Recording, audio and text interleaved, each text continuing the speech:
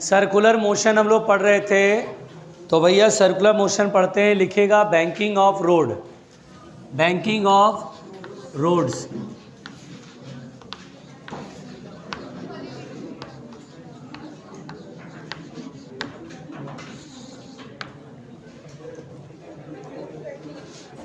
देखिए बेटा, अरे बात नहीं करो, अब छोड़ दो बातचीत करना। देखो क्या होता है कि जहाँ पर टर्निंग पॉइंट होता है, जैसे कि हाईवे एक्सप्रेसवे पे जहाँ पे टर्निंग पॉइंट होता है, वहाँ पर रोड का जो आउटर एज होता है वो थोड़ा ऊपर होता है, इनर एज थोड़ा नीचे रहता है, यानी रोड अगर देखो तो इंक्लाइंड होता है।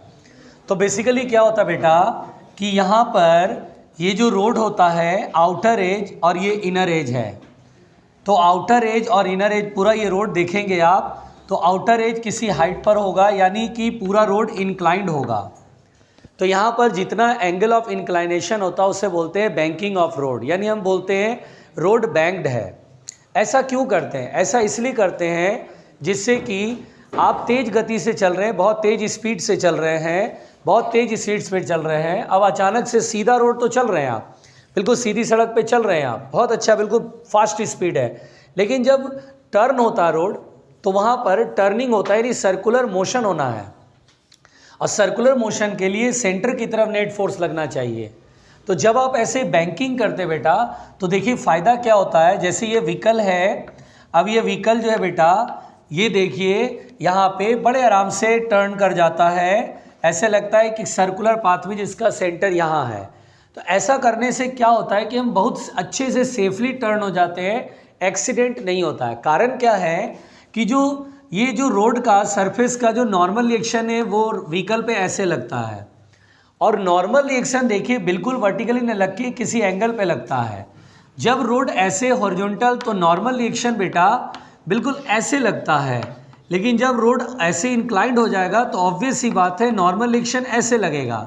तो फ़ायदा क्या है कि नॉर्मल का एक कंपोनेंट टुवर्ड्स द सेंटर आ जाएगा और नॉर्मल का एक कंपोनेंट सेंटर की तरफ आएगा, तो सर्कुलर मोशन पॉसिबल हो जाता है और इसलिए हम सेफली टर्न कर लेते हैं।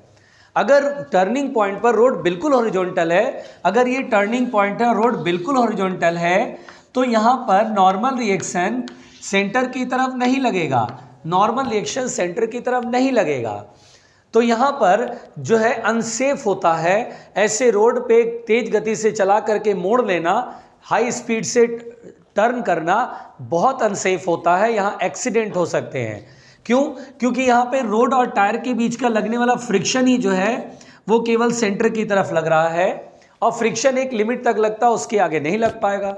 स्पीड आपकी बहुत ज़्यादा है, स्पीड बहुत ज़्यादा है, स्पीड ज़्यादा होने से सेंट्रीपिटल एक्सेलेरेशन v²/r चाहिए, होना चाहिए इतना एक्सेलेरेशन, v बहुत बड़ा है तो उसके अनुसार एक्सेलेरेशन उतना चाहिए, उसके लिए फोर्स भी बहुत बड़ा चाहिए। अब फ्रिक्शन एक लिमिट के बाद आगे बढ़ ही नहीं पाता है, तो जैसे ये फ्रिक्शन फोर्स जो है वो उसके आगे नहीं बढ़ पाता है तो एक्सेलेरेशन उतना हो नहीं पाता है, एक्सेलेरेशन उतना हो नहीं पाता है तो आप क्या होगा, आप रोड के बाहर जाने लगेंगे, आप अपने आप डिसबैलेंस होकर के बाहर निकल जाएंगे, नहीं रोड को छोड़ करके खेत में चले गए गाड़ी लेकर के। ठीक है, मेरी बात समझ में आ रही है? तो यहाँ पर बेटा बेसिकली क्या होता है, कम वक्त एक तो इसका ना ये हैंडल टूटा हुआ है कम वक्त। देखिए तो यहाँ पर नॉर्मल रिएक्शन क्या होता है, सेंटर की तरफ एक उसका कंपोनेंट लगता है। और मज़े की बात है बेटा कि अगर ये रोड बिल्कुल हॉरिजॉन्टल तो है, साथ में स्मूथ भी हो, एकदम स्मूथ सरफेस है, और आप जो है सोचते हैं कि रोड एकदम सामने चला रहे हैं गाड़ी और ऐसे टर्न ले लें, तब तो अगर स्मूथ है तो फिर तो आप कभी नहीं कर पाएंगे। स्टीयरिंग मोड़ भी देंगे, पहिया ऐसे मुड़ भी जाएगा, लेकिन पता चला गाड़ी सामने चली गई, वो मुड़ा ही नहीं, क्योंकि यहाँ पर सर्कुलर टर्न लेने के लिए अभी रोड ऐसे बिल्कुल ऐसे आ रहा था, रोड ऐसे था बेटा, बिल्कुल आराम से सीधी सड़क पे चल रहा था, अभी से ऐसे मोड़ना है। अब मैं बोलूँ एकदम स्मूथ है, हॉरिजॉन्टल है, तब तो कभी भी मत सोचो कि ये सर्कुलर टर्न ले पाएगा, तो सीधा सीधा सामने चला जाएगा, आप चाहे स्टीयरिंग मोड़ दें कि नहीं मोड़े, यहाँ पर स्टीयरिंग मोड़ने के बावजूद भी सामने चला जाएगा। यानी यहाँ पर सर्कुलर टर्न लेना है, there must be the acceleration in this side, force लगना पड़ेगा तभी तो घूमेगा। ये तो जो फ्रिक्शन होता है उसकी वजह से आप टर्न ले लेते हैं, अगर वो फ्रिक्शन खत्म हो जाए, कहीं ऑयल गिर जाए, पूरा स्लिपरी हो जाए रोड, अब फिर आप टर्न लेके देखो कितनी मुश्किल होगी। तो इसीलिए बेटा हम लोग इंक्लाइन कर देते हैं। यही अगर स्मूथ हो और इंक्लाइंड हो जाए, देखिए स्मूथ है और इंक्लाइंड हो जाए तो भी आप सर्कुलर टर्न ले सकते हैं और बहुत आराम से ले सकते हैं। तो देखिए अगर मान लीजिए एम जी डाउनवर्ड डायरेक्शन में, नॉर्मल रिएक्शन इधर की तरफ, और मान लीजिए अभी रोड एकदम बिल्कुल स्मूथ वाला केस पकड़ के चल रहे हैं, स्मूथ है, ठीक है। अब यहाँ पे ये जो है देखिए बेटा, अच्छा और इनर्शियल से बनाना चाहते हैं कि नॉन इनर्शियल से? अच्छा तो ठीक है, गाड़ी के अंदर बैठ जाइए, गाड़ी के अंदर बैठ जाइए। ये स्मूथ रोड है और यहाँ पर गाड़ी के अंदर बैठेंगे तो क्या होगा, सेंट्रीफ्यूगल फोर्स लगेगा, है ना। आपको लगेगा मेरी गाड़ी रेस्ट में और मुझे सेंट्रीफ्यूगल फोर्स एक्सपीरियंस होगा, किधर होगा, सेंटर से अवे। अगर आप v स्पीड से गाड़ी चला रहे हैं, यहाँ पर इस रोड पर आप v स्पीड से चल रहे हैं और रेडियस r है, r रेडियस की सर्कल में ऐसे घूम रहे हैं, तो सेंट्रीफ्यूगल फोर्स लगेगा mv²/r, mv²/r। अब यहाँ पर तीन फोर्सेज लग रहे हैं, नॉर्मल एक्शन mg। अब हम यहाँ पर बोलेंगे, ये आदमी यहाँ बैठा बोलेगा मेरी गाड़ी रेस्ट में है, और रेस्ट में तो फिर कोई कंडीशन ही नहीं होता है, इक्विलिब्रियम है, किसी भी फोर्सेस को तोड़ के आसानी से काम करते हैं। हम नॉर्मल रिएक्शन का एक कंपोनेंट ऊपर और एक कंपोनेंट रेडियस के लॉन्ग तोड़ देते हैं। ये कंपोनेंट इसको बैलेंस करेगा, ये कंपोनेंट इसको बैलेंस करेगा। ये थीटा है तो ये थीटा होगा, और ये वर्टिकली अपोजिट एंगल थीटा, तो ये होगा n cos थीटा और ये होगा n sin थीटा। यहाँ पर हम बोलेंगे कि n sin theta balances the centrifugal force and n cos theta balances the weight of the object. तो यहाँ पर बेटा बहुत सिंपल तरीके से, यहाँ पर बेटा बहुत सिंपल तरीके से हम करेंगे क्या, n sin theta equal to mv²/r करेंगे, n sin theta equal to mv²/r करेंगे, और n cos theta equal to mg करेंगे, है ना। n cos थीटा mg को बैलेंस कर रहा है। अगर ये n ऐसे नहीं होता, यानी रोड बैंक्ड नहीं होता, तो n ऐसे नहीं होता, तो n का कंपोनेंट ऐसे नहीं होता, तो बैलेंसिंग नहीं होता, सर्कुलर मोशन पॉसिबल नहीं होता। यहाँ पे डिवाइड करेंगे तो n से n कटेगा, साइन अपॉन कॉस कितना आएगा, tan थीटा बराबर v²/m से m कट जाएगा, v²/rg। तो देखिए ये बैंकिंग एंगल अगर पूछा जाएगा कि स्मूथ रोड है, रोड अभी रफ नहीं है, स्मूथ है, और r रेडियस की सर्कल में घूमना है, बताइए कितना स्पीड होगा। अगर चाहेगा तो स्पीड आपसे पूछ लेगा, बैंकिंग एंगल दे देगा, या स्पीड दे देगा, रेडियस दे देगा, बोलेगा अब बैंकिंग एंगल बताओ जिससे कि सेफली टर्न हो जाए। तो टू टर्न सेफली यहाँ पर ये इक्वेशन आपको यूज़ करना है। बोलो क्लियर, पहुँचो।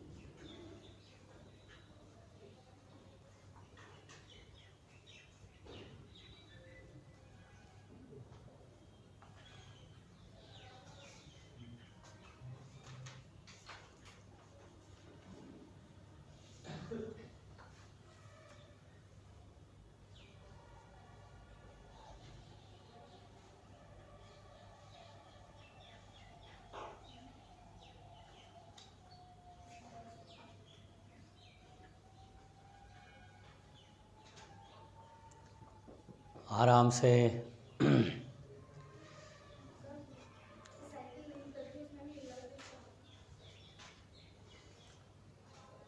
हो गया।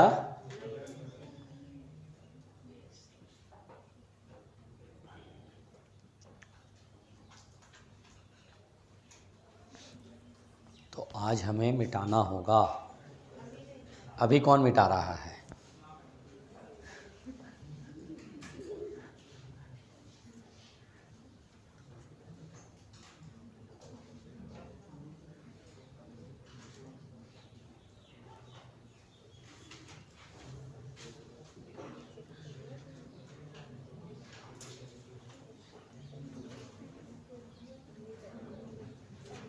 मिटाया जाए।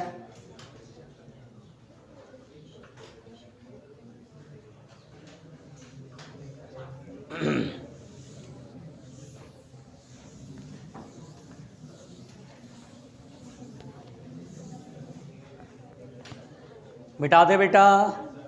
देखिए मेरी बात सुनिए, हो गया बस, आप लोग का हो गया, छोड़ दीजिए। देखिए अच्छा बेटा, ये रोड स्मूथ है, यहाँ पे फ्रिक्शन वगैरह नहीं लग रहा है, तो यहाँ पर क्या होता है कि किसी रेडियस में घूमने के लिए एक यूनिक स्पीड होती है। यूनिक मतलब क्या होता है? एक सिंगल स्पीड, ना उससे ज़्यादा ना उससे कम, वरना रायता फैल जाएगा। अब जैसे ये देखिए, अगर आपसे क्वेश्चन कहेगा यार ये स्मूथ इंक्लाइंड प्लेन है, स्मूथ रोड है, अब गाड़ी ऐसे आया और ऐसे करके मुड़ रहा है, तो there is some circular radius ना, कोई रेडियस होगा सर्कुलर पाथ पे। ये कोई ट्रैक है, वाइट पट्टी होती है ना, ऐसे ऐसे वाइट ऐसे करके लाइन खींची रहती है, तो ऐसे चल रहा है, तो देर इज सम रेडियस, ये रेडियस में होगा। अगर आपसे कहेगा कि बैंकिंग एंगल थीटा और स्मूथ है, बताओ आर रेडियस में ऐसे टर्न करना सेफली कितनी स्पीड होनी चाहिए, तुरंत हमें ये फॉर्मूला लगाना है, tan theta equal to V square upon R G, V बराबर होगा under root R G tan theta, होगा कि नहीं होगा? इस तरह से हम आराम से, बोलो बेटा सही लिख रहे हैं ना, इस तरह से आराम से हमको बैंकिंग एंगल मालूम रहेगा, हम लोग को रेडियस मालूम रहेगा, अपन स्पीड सॉल्व कर लेंगे। चलो भाई बढ़िया, शानदार तरीके से, बढ़िया शानदार तरीके से। अब बेटा यहाँ पर मैं बोलना चाहता हूँ कि मान लो रोड रफ है, तो देखिए अगर कभी भी रोड रफ होता है बेटा, अगर फ्रिक्शन होता है, तो यहाँ पर क्या होता है कि आर रेडियस की ही सर्कुलर पाथ में सेफली टर्न होने के लिए एक मिनिमम और एक मैक्सिमम स्पीड एग्जिस्ट करती है, कि कम से कम कितनी स्पीड से चलें ताकि रायता ना फैले, मैक्सिमम कितने स्पीड से चलें ताकि रायता ना फैले। तो अगर मान लीजिए minimum speed for safe turn, minimum speed for safe turn, अगर मान लीजिए मिनिमम स्पीड बतानी, minimum speed for safe turn, for turn safely, ठीक है बेटा। तो यहाँ पर हम कितना मिनिमम स्पीड कैसे कैलकुलेट करते, देखिए फार्मूला याद रखना थोड़ा सा हो सकता मुश्किल हो, लेकिन अगर आप कंसेप्ट समझ गए तो आप आधे मिनट में आप इस काम को कर सकते हैं, एक आध मिनट में तो आप आराम से आंसर पता कर सकते हैं। बस आपको एक कंसेप्ट आना चाहिए, एम जी डाउनवर्ड डायरेक्शन में ऐसे, नॉर्मल रिएक्शन ऐसे, और आप बहुत ही कम स्पीड से ऐसे करके टर्न ले रहे हैं, V minimum is very small. अगर आप सेंट्रीफ्यूगल फोर्स से बना रहे हैं तो यहाँ पर हम बोलेंगे बाहर की ओर सेंटर से वे आदमी यहाँ बैठा हुआ है, तो centrifugal force M V square by R, तो एम वी मिनिमम का square by R, R is the radius. अब यहाँ पर बेटा क्योंकि ये बहुत कम है, और देखिए एन का कंपोनेंट इधर की तरफ, एन का कंपोनेंट एक इधर की तरफ, ये हम जानते हैं, ये थीटा तो ये थीटा, ये होगा एन कॉस थीटा, और ये क्या होगा बेटा एन साइन थीटा। तो हम यहाँ पर बोलेंगे कि सर अब की बार स्पीड काफ़ी कम है, एन साइन थीटा बड़ा है और ये छोटा है, तो ये जो गाड़ी है वो अंदर की तरफ, यानी अंदर की तरफ फिसलना चाहेगा, ऐसे करके ऐसे होना चाहेगा, अगर ऐसे चला तो ऐसे आना चाहेगा, अंदर की तरफ आना चाहेगा, एन साइन थीटा इसे पुल करेगा, तो टायर में फिसलने की टेंडेंसी नीचे की तरफ आएगी, तो ये जो रोड है उसको लगेगा कि टायर नीचे जाना चाह रहा है, तो तुरंत से फ्रिक्शन एक्ट करेगा, ये फ्रिक्शन एक्ट करेगा। अगर मिनिमम स्पीड है तो हम कहेंगे ये एकदम लिमिटिंग फ्रिक्शन लगेगा, और लिमिटिंग फ्रिक्शन होता है म्यू एन के इक्वल होता है बेटा। अब हम बोलेंगे कि सारे फोर्सेस को रेडियस के लॉन्ग, रेडियस के परपेंडिकुलर आप एडजस्ट कर रहे हो, तो एफ आर एल को भी तोड़ोगे ना, तो यस बिल्कुल तोड़ेंगे, फ्रिक्शन इधर लगेगा और एफ आर एल का एक कंपोनेंट इधर होगा, एक कंपोनेंट इधर होगा। देखिए ये थीटा है तो ये कॉरेस्पॉन्डिंग एंगल थीटा होगा, ये होगा F r L cos theta, और ये होगा इधर की तरफ लिख लेते हैं F r l sine theta. बहुत सारा लिख दिया भाई, कंफ्यूज मत होना, एफ आर एल यहाँ लिख देता हूँ, घबराना नहीं। तो इस तरह से ये देखिए फोर्सेस को रेडियस के अलोंग और रेडियस के परपेंडिकुलर सेट कर दिया। आदमी यहीं अंदर बैठा तो वो बोलेगा गाड़ी रेस्ट में है, गाड़ी रेस्ट में है, तो पहले ऊपर वाले फोर्सेस बैलेंस करते हैं। ऊपर की तरफ क्या लग रहा है, एन कॉस थीटा और f r l sine theta, दोनों का sum will be equal to M g तो यहाँ पर लिखेंगे n cos theta plus FRL को क्या म्यू एन लिख दें, तो mu N sine theta equal to क्या होगा बेटा, mg, है ना। ये हमारा पहला इक्वेशन हो गया, वेरी सिंपल। फिर जितना फोर्स अंदर उतना फोर्स बाहर, बाहर की तरफ कितने फोर्सेस लग रहे हैं, 2, अंदर की तरफ 1 है, तो n sine theta is equal to करेंगे और ये दोनों का सम लिखेंगे ना, mv² लिख लो, mv² लिख लो और अपॉन फिर प्लस क्या लिखेंगे, FRL cos थीटा जो कि होगा म्यू एन cos थीटा। बोलो सही लिखा। अच्छा बेटा n का टर्म एक तरफ लाते हैं, इसलिए क्योंकि इसको और इसको जो डिवाइड करेंगे तो n एलिमिनेट हो जाएगा। तो मैं एक काम करता हूँ, इसको उठा के इधर लाता हूँ, n sine theta minus mu N cos theta equal to mv²/r, mv minimum का स्क्वायर/r। और अब देखिए ये सेकंड इक्वेशन है, दोनों को डिवाइड कर दें तो n कॉमन लेके और इधर से n कॉमन लेके कैंसिल आउट हो जाएगा। यहाँ लिख देते हैं, तो सेकंड ऊपर फर्स्ट नीचे, तो इसमें बेटा ये चीज़ ऊपर लिखेंगे, ये चीज़ नीचे लिखेंगे, sine theta minus mu cos theta upon n से n तो कट गया है, और अपॉन क्या लिखेंगे, cos theta plus mu sine theta equal to, second ऊपर रखेंगे, ये ऊपर रखेंगे तो m से m तो कट ही जाएगा, v मिनिमम का स्क्वायर बाई rg, यही होगा ना। और देखो बेटा यहाँ पर अगर ऊपर नीचे कॉस से डिवाइड कर दो, ऊपर भी कॉस से और नीचे भी कॉस से, तो sine upon cos 10, cos upon cos 1, cos upon cos 1, sine upon cos 10 theta, simple आ जाएगा। लिख लो पहले यहाँ तक। शांति शांति।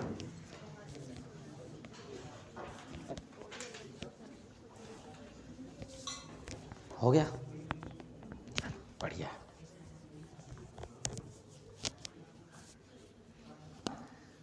छोड़ दो बेटा, छोड़ दो।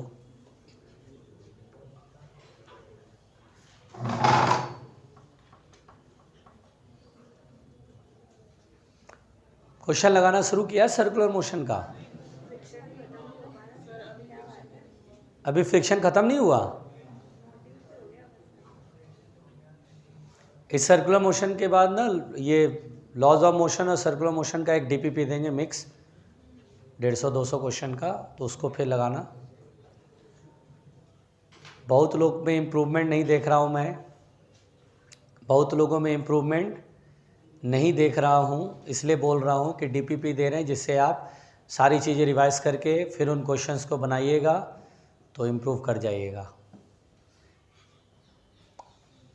हाँ, बनाने से ना थोड़ा प्रैक्टिस होगा, थोड़ा समझ में आने लगेगा, है ना सिरजन, समझना ध्यान से। नहीं पागल किया।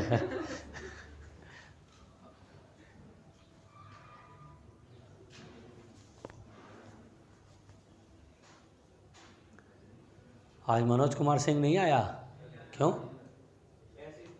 ऐसे ही मजे में हो। अच्छा सीधा खाना खाने आएगा, उसी समय पकड़ा जाएगा उसे।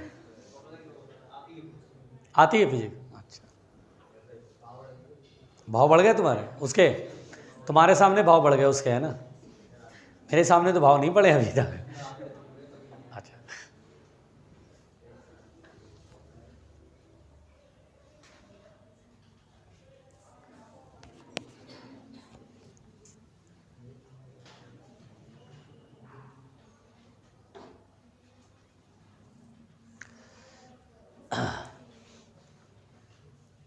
तो भड़का तो अच्छा लेता किशनवीर। सही है किशनवीर, मेरे नक्शे कदम पर चल रहे बेटा। अच्छा तो तुम इसीलिए भड़के हुए उस पर। अच्छा, फिर लोगों को तुम भड़काओगे।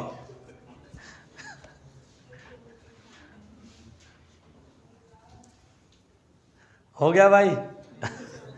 सबका अपना अपना खुंदक है, कहीं ना कहीं खुंदक पाल के बैठे रहते हैं, कहीं ना कहीं।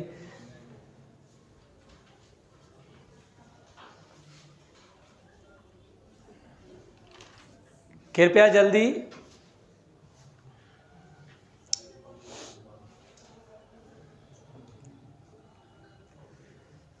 घर पे लेक्चर डेली रिवाइज करते हो?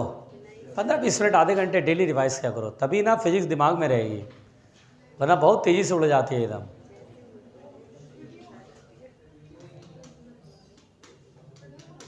आराम से छोड़ दो सृष्टि, छोड़ना पड़ता है।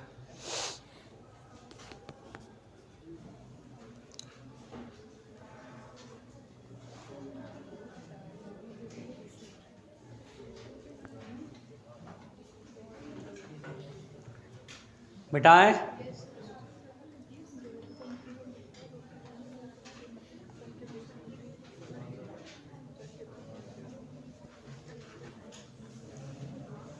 देखिए बेटा,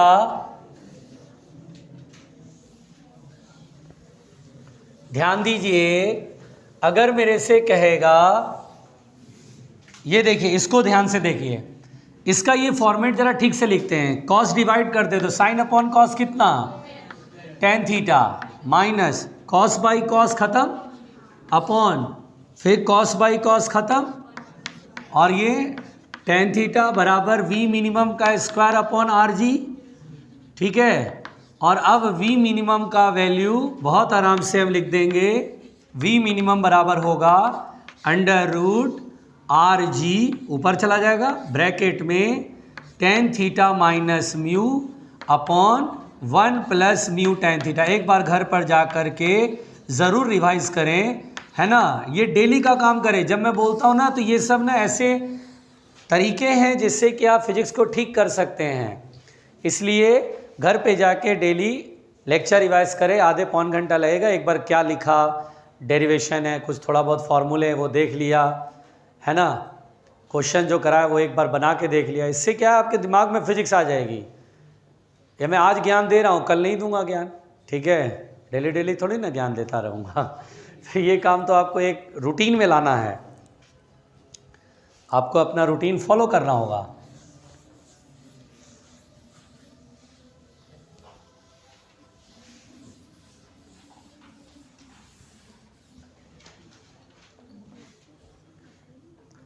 मिठाएं थोड़ा जल्दी बेटा। हाँ, तो ये था मिनिमम स्पीड जिस तक कि आप आराम से चल सकते हैं। इससे कम करेंगे तो आप नीचे आ जाएंगे, ठीक है, इनर वाले एज से टकरा जाएंगे। अब हमारे को बताना है कि maximum speed for turn safely, आप बहुत तेज गाड़ी चला रहे हैं और कितने मैक्सिमम स्पीड से हम चलें ताकि हम सेफली टर्न कर जाएं। तो हम इसके लिए अपनी मुंडी को ऊपर रखें और ध्यान से देखें। देखिए बेटा, आप गाड़ी तेज चलाते हैं और जैसे ही एक्सप्रेस या हाईवे पर जैसे ही रोड टर्न होता है तो आप देखते हैं वहाँ पे आउटर एज उठा रहता है, इनर एज ये देखिए ऐसे। अब यहाँ पर बेटा ये जो है मैक्सिमम स्पीड बतानी जिससे कि हम एकदम सेफली टर्न कर लें। इससे ज़्यादा स्पीड रखने पर रायता फैल जाएगा, आप बाहर की तरफ एकदम निकल लेंगे। तो देखिए, मान लीजिए कि आर रेडियस की सर्कल में आप ऐसे करके घूम रहे हैं बड़ी ईमानदारी से। अब यहाँ बेटा स्पीड आप में बहुत बड़ी है, वी मैक्सिमम स्पीड है। तो देखिए यहाँ पर सेंट्रीफ्यूगल फोर्स बाहर की तरफ बहुत तेज लगेगा, गजब का लगेगा बिल्कुल। सेंट्रीफ्यूगल फोर्स बहुत तेज खींचेगा। तो यहाँ पर जो टायर है वो आगे जाना चाहेगा, मतलब ऊपर की तरफ जाएगा, तो फ्रिक्शन इसे रोकेगा और फ्रिक्शन का लिमिटिंग वैल्यू ये होगा ना। अब यहाँ पर बेटा फोर्सेस को रेडियस और रेडियस के परपेंडिकुलर सेट कर लेते हैं। ये थीटा, तो ये थीटा होगा, ये होगा एन कॉस थीटा, इधर होगा एन साइन थीटा, बड़े आराम से। और अब हम यहाँ पर एम जी तो देख ही रहे हैं कि परपेंडिकुलर है, इसको भी नहीं तोड़ेंगे, फ्रिक्शन को तोड़ेंगे।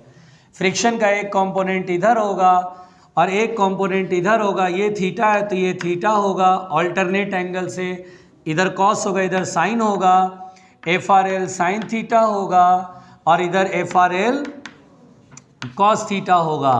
अब हमारे पास ये भूल जाओ, है ना, रियन भूल जाओ। अब इधर और इधर रेडियस के लॉन्ग और रेडियस के परपेंडिकुलर देखना है। पहले इधर ऊपर एन कॉस थीटा, नीचे ये दो फोर्सेज लग रहे हैं, तो हम बोलेंगे n cos theta is equal to f r l sine theta यानी mu N sine theta plus m g. Mu यहाँ कॉफिशेंट ऑफ स्टैटिक है, इधर उठा के लाओ, एन एक साइड कर लो क्योंकि डिवीज़न में एन काटना है मुझे, तो mu N sine theta equal to M G, बड़े आराम से, है ना। पहला इक्वेशन। दूसरा इक्वेशन, जितना फोर्स अंदर उतना फोर्स बाहर, अंदर की तरफ दो फोर्सेज और एक बाहर की तरफ है, इन दोनों को बैलेंस करेंगे, एन साइन थीटा प्लस, और f r L cos theta है तो म्यू एन कॉस थीटा, ठीक है, इक्वल टू, जल्दी बताइए, M V square by R, M V max का स्क्वायर बाई आर। अब यहाँ पर दोनों डिवाइड करने में फ़ायदा है, डिवाइड करेंगे, सेकेंड डिवाइडेड बाई फर्स्ट, बताओ क्यों करा, जिससे एन ख़त्म हो जाए, है ना। ये इसको पहले रखेंगे तो sine theta plus mu cos theta upon, और क्या होगा बेटा, ये देखिए, फिर ये लिखेंगे cos theta minus mu sine theta equal to, जल्दी बताइए, ये पहले लिखेंगे v मैक्सिमम का स्क्वायर अपॉन आर जी, यही आएगा ना, एम से एम कट गया। अब नीचे कॉस, यहाँ भी कॉस, यहाँ भी कॉस, यहाँ भी कॉस, बताइए कितना आएगा, डायरेक्ट लिख दो v मैक्सिमम की वैल्यू, तो v मैक्सिमम की वैल्यू होगा अंडर रूट आर जी, और बोलिए बेटा बोलिए, tan theta plus mu upon 1 minus mu tan theta. इस तरह से ये वो मैक्सिमम स्पीड है जिस तक आप गाड़ी चलाएंगे, इससे ऊपर जाएंगे तो रायता, हाँ, फिर आप खेत में चले जाएंगे गाड़ी लेकर।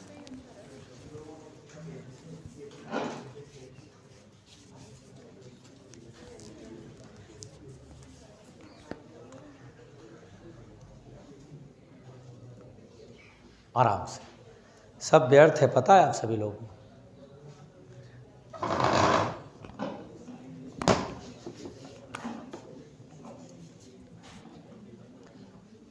आराम से, आराम से, ओहो, आराम से।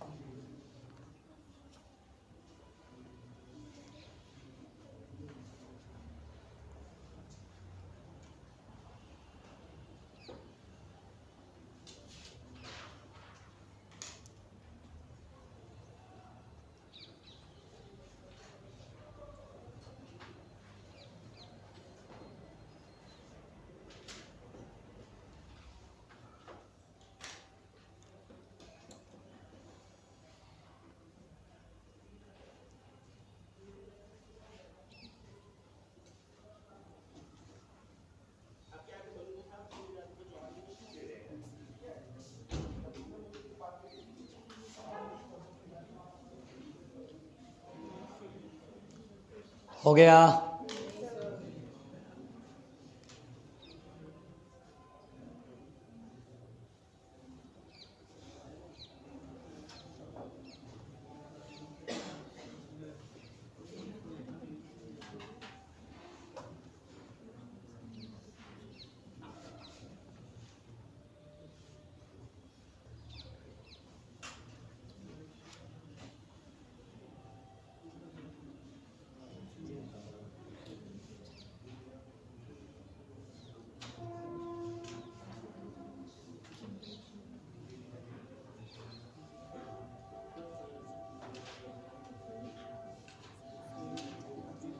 आराम से, आराम से, मिटा दे बच्चों। हाँ बोलो। इससे पहले वाले केस में फ्रिक्शन इधर की साइड लग रहा था, और अब चूंकि बहुत बड़ी स्पीड है, टायर बाहर जाना चाहता है, फ्रिक्शन नीचे लग रहा है। पीछे पहले वाले केस में, अरे नहीं, टायर तो अब पहले वाले केस में स्पीड बहुत स्लो कर दिया, तो उसके बाद तो टायर नीचे आना चाहेगा, फिसलना चाहेगा नीचे। अगर मान लो स्पीड हम 0 कर दे तो नीचे ही आना चाहेगा ना। शांत।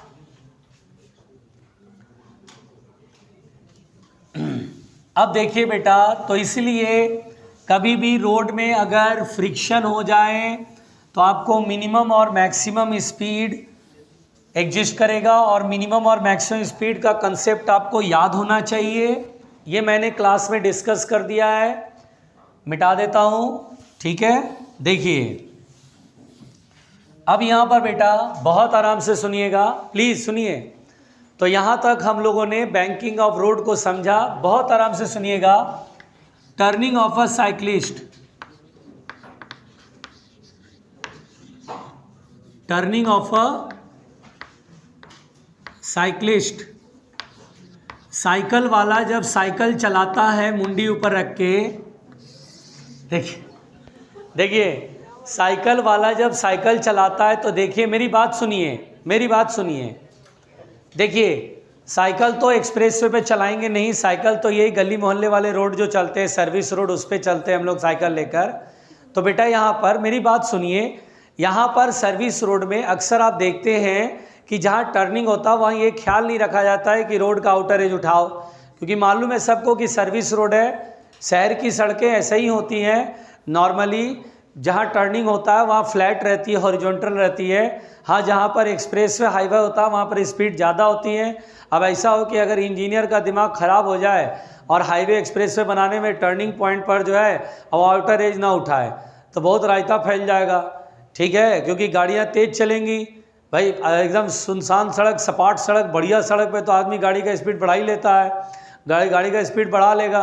अब पता चला टर्निंग पॉइंट पे कमर रोड बैंक्ड ही नहीं करा, तो बैंक्ड नहीं करेगा ना, तो वो एक तो टर्निंग पॉइंट पे हाई स्पीड कैसे समझो, सेंट्रीफ्यूगल बाहर लगेगा, वो खींचेगा, वो पता चला गाड़ी जो आउटर रेलिंग से टकराएगा। और कई बार तो ऐसा हुआ है कि मैं 1-2 बार मतलब पेपर में तो कई बार पढ़ चुका हूँ, और ये घटना पिछले साल की है।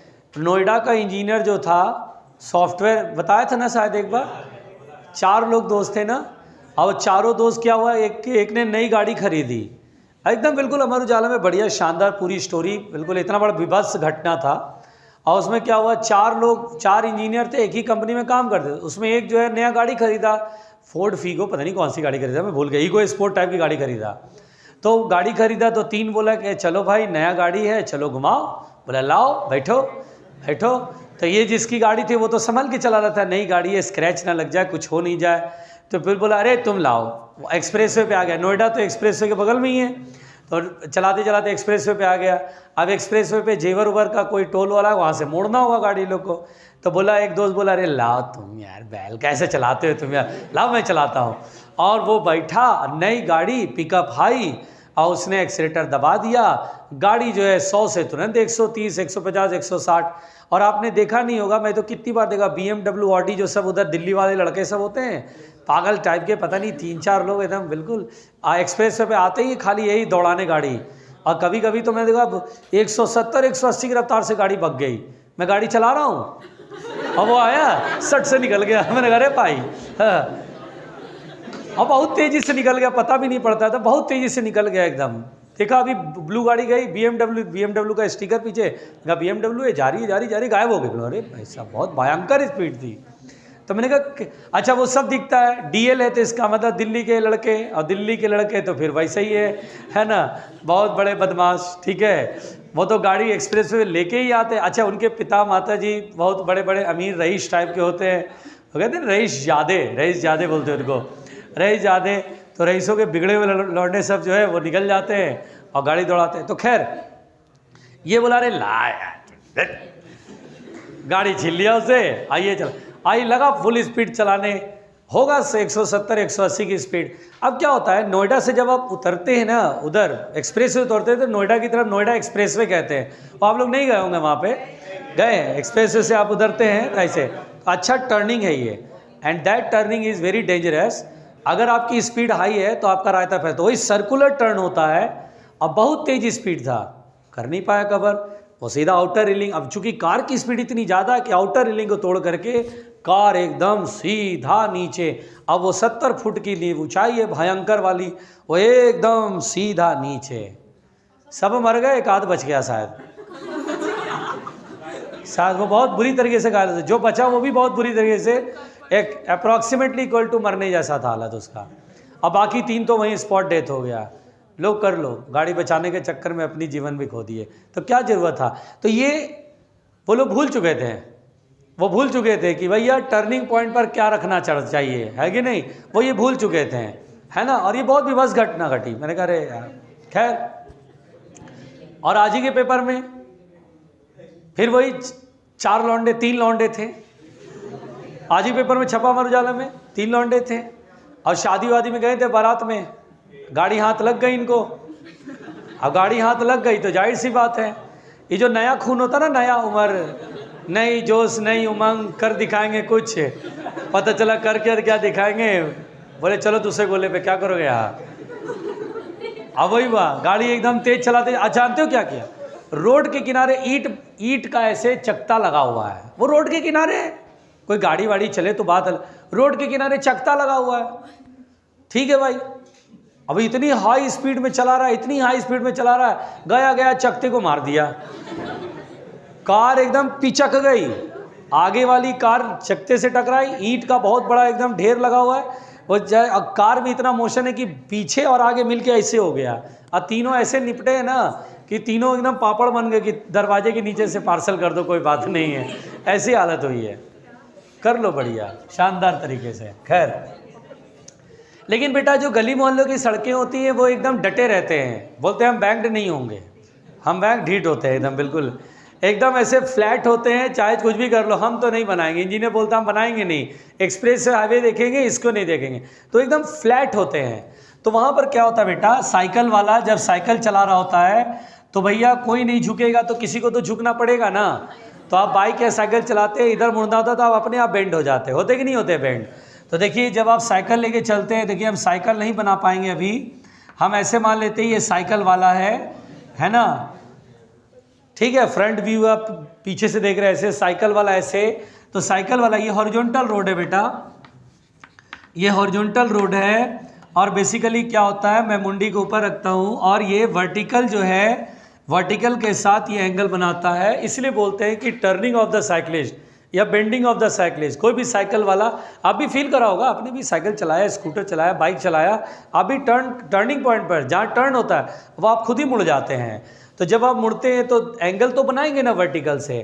क्यों मुड़ते हैं, इसलिए क्योंकि देखिए बेटा, देखिए mg नीचे की ओर लग रहा है वेट, तो क्या होता है जब आप ऐसे मुड़ते हैं तो देखिए ये जैसे सड़क है, ऐसे सीधा आ रहा है और ऐसे ऐसे हो गए, तो क्या होता है, टायर ऐसे रोड को ऐसे दबाता है, रोड को ऐसे दबाएगा तो रिएक्शन फोर्स ऐसे लगेगा, तो रोड द्वारा जो है वो रिएक्शन फोर्स ऐसे लगता है। ध्यान दीजिए, उस रिएक्शन का एक vertical component R cos theta होगा, जिसे हम नॉर्मल रिएक्शन कहते हैं, जिसे क्या बोलते हैं बेटा, और एक होता हॉरिजॉन्टल कंपोनेंट जिसे हम आर साइन थीटा बोल रहे हैं, वो फ्रिक्शन होता है।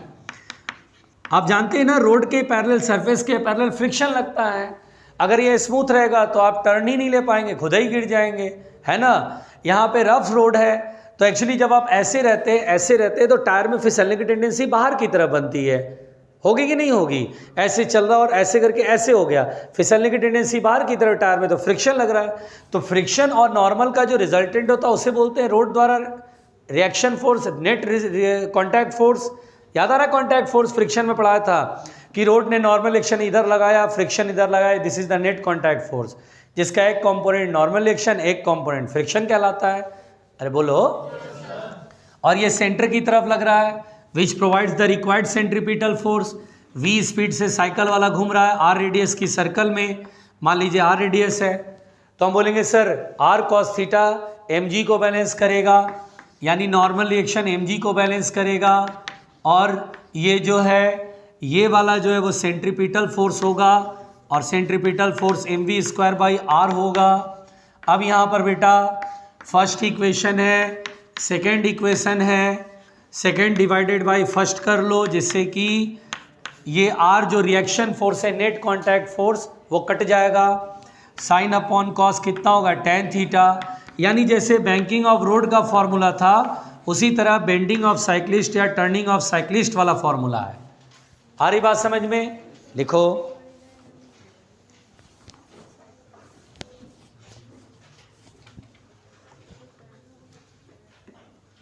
अब आपको कभी बोले साइकिल का बेंड होना तो सीधा बैंकिंग वाला फॉर्मूला लगाना, tan theta equal to V square by R. वहाँ थीटा हॉरिजॉन्टल से था, यहाँ थीटा वर्टिकल से है। ये सब छोटी छोटी बातें बेटा रिवीजन करोगे तो दिमाग में रहेगा, ठीक है। और नहीं करोगे रिवीजन तो बहुत लोग लिखे हैं, बहुत लोग हर साल पढ़ते हैं, ठीक है। आपको डिसाइड करना है आप कौन से कैटेगरी में जाना चाहते हैं, सिलेक्टेड या नॉट सिलेक्टेड।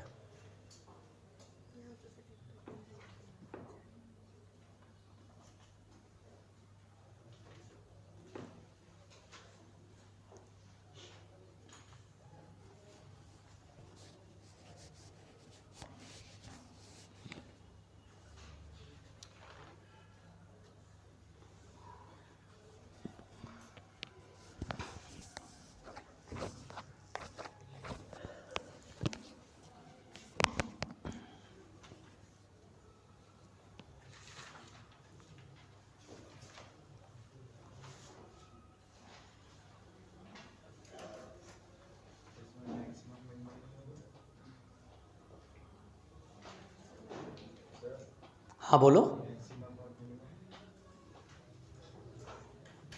इसमें क्या होता है, जब आप बहुत तेज साइकिल चला रहे हैं तो यहाँ पर V मैक्स होगा, तो यहाँ पे फ्रिक्शन की लिमिटिंग वैल्यू कर लेंगे बस, म्यू एन।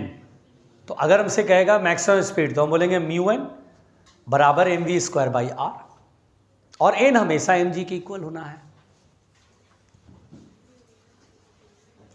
हो गया बेटा, मिटाने का कार्यक्रम शुरू करें।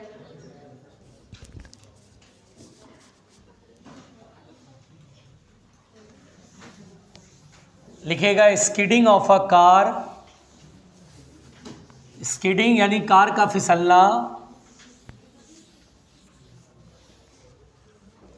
Skidding of a car please, skidding of a car please, skidding of a car. देखिए बेटा मेरी बात सुनिए, आप गाड़ी चलाते हैं, कार चला रहे हैं मान लीजिए, और कार जो है वह हॉरिजॉन्टल रोड, बैंक रोड नहीं, हॉरिजॉन्टल रोड, ध्यान से सुनिएगा, ये कार है बेटा, ये कार है, और ध्यान से सुनिएगा, ये कार जो है जब सर्कुलर टर्न लेती है, ये हॉरिजॉन्टल रोड है, हॉरिजॉन्टल सर्कुलर रोड। देखिए मेरी बात ध्यान से, horizontal circular road, horizontal circular road, और कार v स्पीड से सर्कुलर पाथ पे चक्कर लगा रही है r रेडियस की सर्कल में। तो ये चक्कर जब लगाएगी तो मेरी बात ध्यान से सुनिएगा, हम यूनिफॉर्म स्पीड पढ़ रहे हैं, यूनिफॉर्म सर्कुलर मोशन पढ़ रहे हैं। यहाँ पर बेटा रोड और टायर के बीच में फ्रिक्शन इस प्रकार से लगेगा कि वो फ्रिक्शन सेंटर की तरफ लगेगा, यानी फ्रिक्शन कभी भी किसी एंगल पर नहीं लगेगा। अगर किसी एंगल पर लग गया तो उस फ्रिक्शन का एक कंपोनेंट रेडियस के लॉन्ग और एक कंपोनेंट टेंजेंट डायरेक्शन में होगा, और जैसे ही कोई फोर्स टेंजेंट डायरेक्शन में लगता है तो it will become non uniform circular motion, फिर स्पीड बदलने लगेगा। तो हम यहाँ पर मान के चल रहे हैं कि ये जो है यूनिफॉर्म सर्कुलर मोशन में है। जैसे ही यूनिफॉर्म सर्कुलर मोशन कहेगा या मैक्सिमम स्पीड कहेगा जिससे कि गाड़ी सेफली टर्न होगा, तो मैक्सिमम स्पीड से चक्कर लगाना है, तो हम ये कोशिश करेंगे कि फ्रिक्शन पूरा का पूरा सेंटर की तरफ आए, सेंटर की तरफ फ्रिक्शन लगेगा। तो अगर आप स्यूडो फोर्स से समझना चाहें तो बहुत बड़ी स्पीड होने से सेंट्रीफ्यूगल फोर्स बाहर लगेगा, और यहाँ पे रोड बैंक्ड नहीं है तो नॉर्मल रिएक्शन कोई सपोर्ट नहीं दे सकता है। नॉर्मल एक्शन तो वर्टिकल और एमजी नीचे, उनका तो काम खत्म हो गया। सर्कुलर मोशन कराने में फ्रिक्शन का ही रोल है, तो फ्रिक्शन पूरा सेंटर की तरफ हम कोशिश करें लगाएं, है ना। इसलिए मैक्सिमम स्पीड के समय फ्रिक्शन बिल्कुल सेंटर की तरफ लगेगा, और मैक्सिमम कह रहा मतलब फिसलने वाला होगा टायर, इसलिए वो लिमिटेड लगेगा, अपनी फ्रिक्शन अपनी पूरी मैक्सिमम ताकत पर रहेगा, है ना। उससे ज़्यादा स्पीड लगा दोगे तो एक्सेलरेशन उसके लिए रिक्वायर्ड ज़्यादा चाहिए होगा, ए बराबर वी स्क्वायर बाई आर के फॉर्मूले से, चूँकि वी बढ़ाओगे तो acceleration V square by R में वी बढ़ेगा तो एक्सेलरेशन ज़्यादा चाहिए होएगा, और उतना फोर्स है नहीं, तो एक्सेलेरेशन उतना हो नहीं पाएगा, तो अपने आप वो सर्कल छोड़ देगा, बाहर की तरफ निपट जाएगा। बोलो क्लियर, यहाँ तक समझ में आ रही है? छोड़ दे। तो यहाँ पर बेटा ये जो है मैक्सिमम स्पीड हम कैलकुलेट करना चाहते हैं, जिस तक की गाड़ी सेफली टर्न होगी, तो हम वहाँ पर फ्रिक्शन को सेंटर की तरफ लगाएंगे। बोलो बेटा समझ में आया? अगर फ्रिक्शन किसी एंगल पर लगाएंगे तो कैसा सर्कुलर मोशन होगा? Non uniform circular motion. क्यों होगा?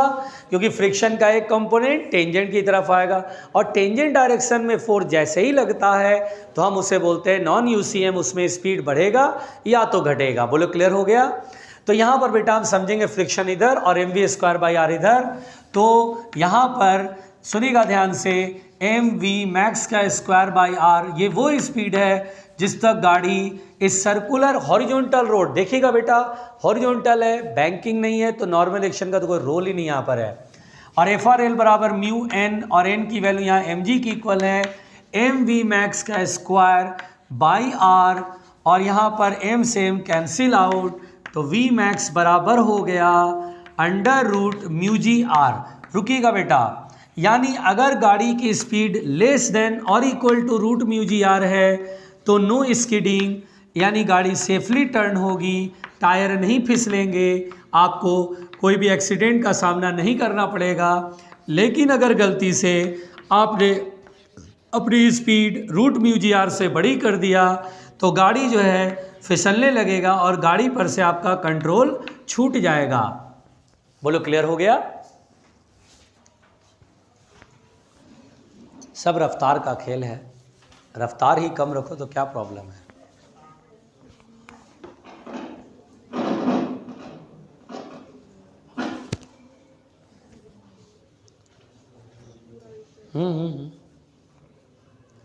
लिख लिया?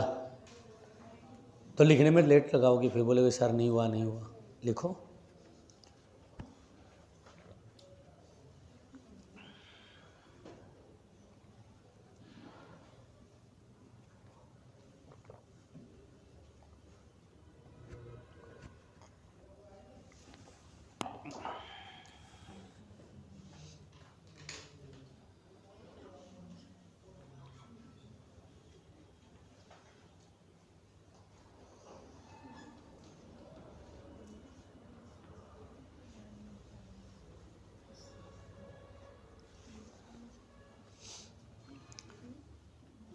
हो गया बच्चों?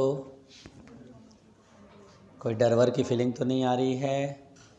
इसलिए बोलो गाड़ी धीमी चलाओगे डर नहीं लगेगा।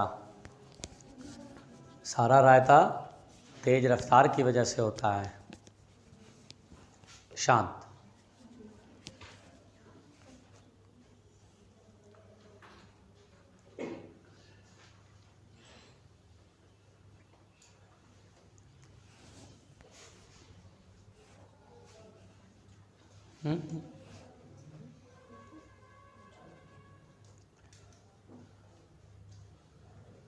तो समझ में आ रहा बच्चों? घबराहट तो नहीं है? सवाल लगाना शुरू कर देना, वरना लेट हो जाओगे, चैप्टर फिनिश हो जाएगा ये, फिर हम वर्क पावर एनर्जी पे आ जाएंगे।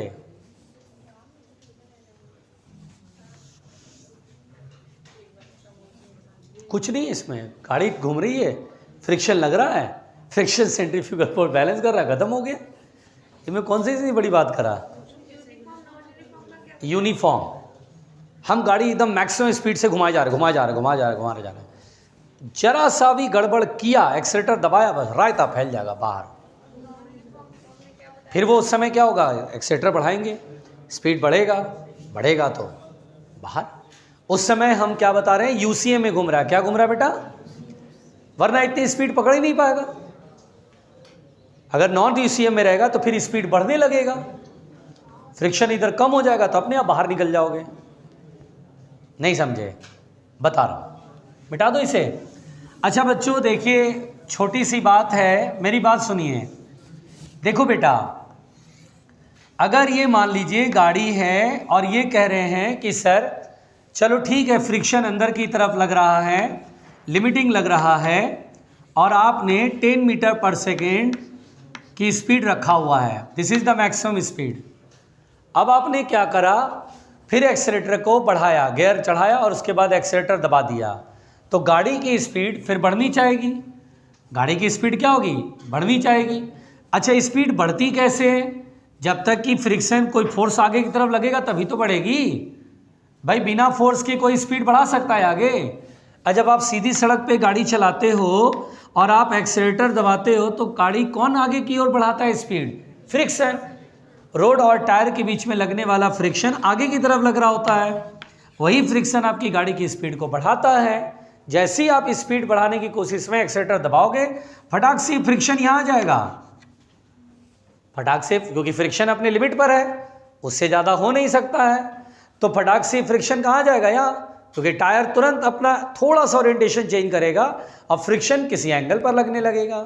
तो जब ये मैक्सिमम फ्रिक्शन लग रहा है, अब ये मान लीजिए 9 न्यूटन लग रहा था, अब आपने जरा से एक्सेलेरेटर पर पाँव रखा, फटाक से फ्रिक्शन यहाँ पहुँच गया, 9 न्यूटन यहाँ लगने लगा, तो यहाँ पर जो कंपोनेंट आएगा 9 न्यूटन का वो तो छोटा हो जाएगा, छोटा होगा। जैसे ही छोटा होगा तो क्या होगा?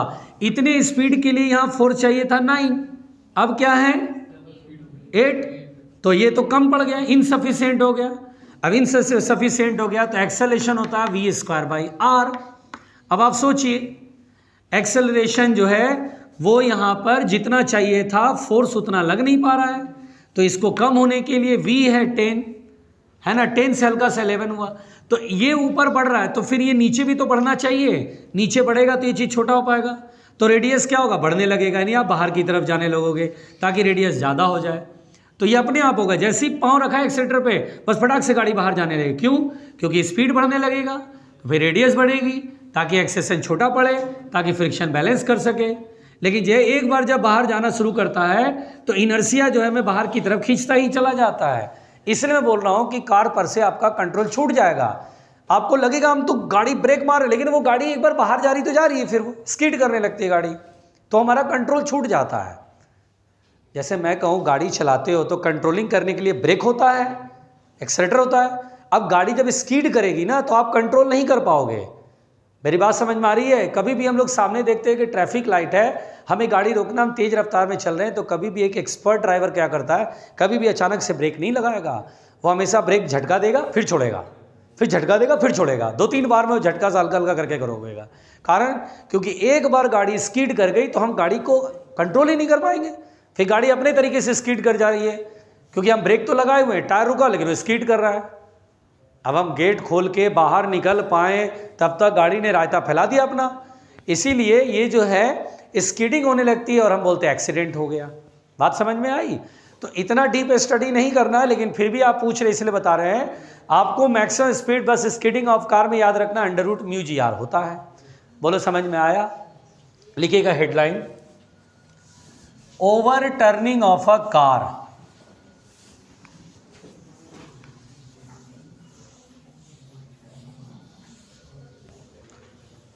Over turning of a car. मेरी बात सुनिए प्लीज, मेरी बात सुनिए please. Over turning of a car, over turning of a car, ईमानदारी से पिछले 10 दिसंबर से, लगभग 8 या 9 दिसंबर से बार बार हम यही स्टार गोल्ड पे देख रहे हैं। खुदा हाफिज आने वाला है 27 तारीख को 12 बजे दोपहर में, एकदम रटवा दिया, एकदम रटवा। तुम लोग तो नहीं देखते होगे ना? हाँ हाँ, टीवी पर पहली बार। और उसके बाद वो आता है, वो कौन हीरो है? विद्युत जामवाल, विद्युत जामवाल नाम है उसका, और वो बहुत शानदार एकदम मार कुटाई कर रहा है, एकदम एकदम बिल्कुल। और उसके बाद डायलॉग मारता है, नरगिस कभी भी लखनऊ से बाहर नहीं गई है। और उसके बाद दुबई, अच्छा बार बार ये डायलॉग बार बार। उसके बाद एक सीन आता है, बहुत ऊंचा ट्रक होता है, उसको वो चलाता रहता है और उधर हेलीकॉप्टर से गोलियां बरसती रहती है उस पर। तो एकदम मतलब मेरे दिमाग में सोते सोते याद, मतलब समझो तुम, सोते सोते सपने आ रहे हैं, तो मैं खुदा हाफिज देख रहा हूँ, क्या करूँ भाई। यहाँ से मैं 3:30 पौने 4 बजे घर पहुँच जाता हूँ। उसके बाद टीवी खोलता हूँ और मेरा सोफ़ा है। मैं, अच्छा तुम्हारी भाभी बोलती है तुम आते हो दिन भर सोफ़ा तोड़ते रहते हो। हमने कहा भैया हम नौकरी करके आए हैं, तुमको पता नहीं है, हम 1.5 घंटा खाली चिल्लाते रहते हैं, और ऐसे ऐसे 3-3 बार चिल्लाते हैं 3 शिफ्ट में। तो बोली अच्छा। और फिर आके तुम सोफा तोड़ते हो खाली। अच्छा, उसका मन रहता है कि ये कहीं हमें घुमाने ले जाए। हमने कहा डेली डेली ना ले जाएंगे, चिंता मत करो। अच्छा, वो लाख मारे करती है, अरे देखो एप्पल ख़त्म हो गया, ये ख़त्म हो गया। हमने कहा कोई बात नहीं, हम कोई टेंशन नहीं, जाएंगे नहीं हम अभी, मेरा मूड है, हम 2 दिन बाद जाएंगे, 2 दिन बाद भी नहीं जाएंगे। अब कोई बढ़िया पिक्चर आ रही थी तो कैसे छोड़ूं भाई। अब कल एक पिक्चर में देखा, सबसे बढ़कर हम 2, है ना। कहा रही थी। अब मैं पूरी पिक्चर निपटाया, मतलब बढ़िया तसल्ली से। जितनी देर में देख रहा होती देर भन भन भन भन करे यार, ये देखो ये शादी के साइड इफ़ेक्ट्स है। पहले मुझे कोई टोकता नहीं था, अब तो मुझे इतना, मतलब मैं कुछ देख रहा हूँ तो भी टोका टोकी चल रहा है, खाली सोफा तोड़ते रहते हो, ये वो, मतलब 10 तरह की बातें चलती रहती है। मैंने कहा ठीक है यार, तुम शांत रहो यार, बस हमें देख लेने दो मूवी। मैंने पूरा मूवी देखा, निपटाया। अब उसके बाद खड़ा हुआ, बोला अब बताओ कहाँ चल रहा है। अब फिर खैर, तो अब ये सपने में आने लगा बार बार ये मूवी। उसमें क्या होता है बेटा, एक बात देखिए, over turning of A car, जब कोई ऊंचा ट्रक होता है, ऊंचा ट्रक होता है, ऊंचा ट्रक, तो क्या होता है, बहुत तेज स्पीड में जब वो चलता है ट्रक, और गाड़ी यहीं मुड़ती है, वो टर्निंग पॉइंट पे जब मुड़ती है, तो जैसे कोई ड्राइवर पी लेता है, ऐसा होता है ना, कई बार पी लेता है, ओवरडोज हो जाता है, उसको समझ नहीं आता कहाँ पर कितनी स्पीड रखनी है, और वो एकदम टर्न करता है, तो गाड़ी जो है स्किड नहीं करती है। बड़े बड़े ऊंचे वाले ट्रक वो सीधा ही पलट जाते हैं, सीधा पलट जाते हैं। तो क्या होता है बेटा, देखिएगा ध्यान से, लिखा कार है लेकिन आप समझिएगा ऊंचे वाले गाड़ी, ठीक है, ट्रक। अब देखिएगा ध्यान से, अब मैंने कहा ये जो है, ये देखिए, ये जो है रोड है, और ये कार है या ट्रक है, और ये सामने ऐसे सड़क पे जा रही है, सामने ये पीछे से बनाया मैंने, अब ये सड़क पे जा रही है। अब अचानक से इसको इधर टर्न करना है, देखिए इसको इधर टर्न करना है, आर रेडियस में इसको घूमना है। तो जब ये घूमता है बेटा, तो सबसे पहली बात तो इसका सेंटर ऑफ मास देखिए यहाँ पर है, पूरा ग्रेविटी यहाँ पर सेंट्रलाइज्ड है, कंसंट्रेटेड है, तो mg यहाँ लगेगा। बिल्कुल आराम से सुनना, जब तक सीधे सामने चलता है, मुड़ता नहीं है, तो रोड के द्वारा जितना नॉर्मल एक्शन यहाँ लग रहा होता है उतना ही यहाँ लग रहा होता है। ये इनर व्हील कहलाता है या आउटर व्हील, लेकिन सामने चल रहा है तो कोई इनर आउटर तो है नहीं, तो सब पे नॉर्मल एक्शन इक्वल लगता है। लेकिन जब घूमने लगता है तो यहाँ पर जो टायर है, इनर वाला टायर, इनर व्हील, वो रोड को दबाएगा, आउटर व्हील भी दबाएगा, अलग अलग दबाते हैं, इसलिए नॉर्मल एक्शन यहाँ अलग अलग होता है। ये दबाएगा तो नॉर्मल एक्शन N1 मतलब इनर व्हील पे नॉर्मल रिएक्शन, और N2 मतलब आउटर व्हील पे नॉर्मल रिएक्शन। आराम से सुनिएगा। और हम जानते हैं कि ये क्यों टर्न ले रहा है, तो due to friction, due to friction की वजह से ये टर्निंग हो रहा है। ठीक, ये स्टैटिक फ्रिक्शन है, इसी की वजह से टर्निंग हो रहा है v स्पीड से। बोलो क्लियर है बेटा। ये मैंने फोर्सेस दिखा दिए हैं। पहली बात तो आप ये बोलेंगे सर जितना फोर्स ऊपर उतना फोर्स नीचे। देखना बेटा ध्यान से, N1 प्लस N2 बराबर क्या हो गया, mg, तो पहला इक्वेशन। फिर बेटा यहाँ पे फ्रिक्शन अंदर की तरफ है, यही सेंट्रीपिटल फोर्स की तरह काम करेगा। FRS बराबर mv स्क्वायर बाई आर, या सेंट्रीफ्यूगल अगर दिखाना है यहाँ पर कि सर सेंट्रीफ्यूगल कहाँ दिखाएंगे, तो सेंटर ऑफ मास पर यहाँ दिखाएंगे। बोलो बात समझ में आ रही है। और अगर नहीं दिखाना है, बाहर आप है तो आप बोलेंगे ये सेंट्रीपिटल है, अंदर है तो आप बोलेंगे centrifugal balanced by the friction. बोलो क्लियर हो गया। अच्छा, यानी सेंट्रीफ्यूगल बेटा सेंटर ऑफ मास पे दिखाते हैं। ओके चलो भाई, बढ़िया, शानदार। तो mv स्क्वायर बाई आर। अब बेटा क्या होता है कि कभी कभी एक ज़रूरत से ज़्यादा स्पीड होने पर ये गाड़ी पलटती है। जब भी ऐसी गाड़ी पलटेगी तो कभी अंदर की तरफ नहीं पलटेगी, बाहर की तरफ पलटेगी। बहुत तेज ऐसे चल रहा, बहुत तेज रफ्तार है, तो वो हमेशा बाहर की तरफ टॉपल करती है, पलट जाती है, यानी टॉपलिंग करती है। तो यहाँ पर बेटा बेसिकली यहाँ पर अब ध्यान दीजिएगा, हम वो मैक्सिमम स्पीड कैलकुलेट करना चाह रहे हैं जिसके बाद अगर स्पीड जरा सा बढ़ाया बस ये पलट जाएगा, ओवर टर्निंग हो जाएगा। तो वो मैक्सिमम स्पीड जिस तक ये चला सकते हैं गाड़ी को, ठीक है, ऐसा समझ के चलना। तो यहाँ पर बेटा क्योंकि ये पलट नहीं रहा है अभी, तो ये सेंटर ऑफ मास है O, इसके अबाउट मैं टॉर्क बैलेंस कर रहा हूँ। देखिए टर्निंग इफेक्ट होने को है, इससे ज़्यादा बड़ा स्पीड करेंगे तो टर्न हो जाएगा, तो हम वो मतलब वो स्पीड निकालना चाहते हैं जहाँ पर ये टर्न कर सकता, उसके बाद वो टर्न कर ही जाएगा। तो चूंकि टर्निंग इफेक्ट की जहाँ टेंडेंसी होती है वहाँ पर हम टॉर्क की बात सोचते हैं, हम लोग कंसिडर टॉर्क को करते हैं। अभी टर्न हो नहीं रहा है तो हम टॉर्क बैलेंस रखेंगे कि अभी टॉर्क बैलेंस्ड है बिल्कुल, और गड़बड़ किया जरा से स्पीड बढ़ाए, बस टॉपलिंग शुरू, टर्निंग शुरू। तो अभी टर्न नहीं कर रहा है तो हम ओ के बाद टॉर्क, किसी भी पॉइंट के बाद टॉर्क बैलेंस कर सकते हैं। हमने ओ के बाद टॉर्क बैलेंस करने का डिसीजन लिया कि मैं ओ के बाद टॉर्क बैलेंस करूंगा, अभी टर्निंग नहीं हो रहा है। अब देखिए टॉर्क क्या होता है, जैसे ये रॉड है और ये पॉइंट ओ है, हम जानते हैं अगर फोर्स ऐसे लगाएंगे तो टॉर्क होता है force into perpendicular distance. Force का लाइन ऑफ एक्शन ये, और परपेंडिकुलर डिस्टेंस जिस पॉइंट से निकाल रहे हैं टॉर्क, वहां से परपेंडिकुलर फोर्स पर खींच दीजिए, तो F into L, this is the torque. अगर कभी भी रॉड पर, जैसे ये रॉड है और ये पॉइंट O है, और अगर आपने फोर्स ऐसे लगा दिया बेटा, तो टॉर्क विल बी जीरो, क्योंकि फोर्स का लाइन कहाँ से पास हो रहा है, O से, तो there is no perpendicular distance. तो इस केस में जिस पॉइंट के बाद टॉर्क निकालना है आपको, अगर फोर्स का लाइन वहीं से पास करे, उसी पॉइंट से पास करे, तो टॉर्क जीरो बोल देना है। जैसे कि मैं O के बाद टॉर्क निकालना चाहता हूं, तो mg का टॉर्क क्या होगा, जीरो, mg का टॉर्क जीरो। अच्छा, और ये देखिए फोर्स ऐसे लगेगा तो इधर की तरफ घूमेगा, तो हम बोलेंगे टॉर्क की वजह से ये क्लॉकवाइज घूमेगा, है ना। अब यहां पर देखिए बेटा, हम टॉर्क बैलेंस करने वाले ओ के अबाउट, तो हम बोलेंगे सर mg का टॉर्क तो जीरो होगा, mg का टॉर्क जीरो होगा। चलिए भाई बढ़िया। अब देखिए ध्यान से, हम बोलेंगे जितना क्लॉकवाइज में होगा टॉर्क, उतना ही एंटी क्लॉकवाइज में, बैलेंस्ड है। देखिए सोचिए ये पॉइंट है, सोचिए कील लगा हुआ है, ऐसे फोर्स लगा हुआ तो ये क्लॉकवाइज घूमेगा, तो ये टॉर्क इधर प्रोड्यूस कर रहा है, ओके। N2 को देखिए, इधर है, जैसे ये कील है, सोचिए एक टॉय की तरह है, यहाँ कील में इसको दीवार से टांग दिए, ऐसे फोर्स है तो ऐसे घूमने का, तो हम बोलेंगे सर ये एंटी क्लॉकवाइज घुमाएगा। फिर mg का टॉर्क तो खत्म हो गया, एक फोर्स ये बचा, इसका टॉर्क इधर ही लगेगा ना, ऐसे करेंगे तो ऐसे घूमने लगेगा।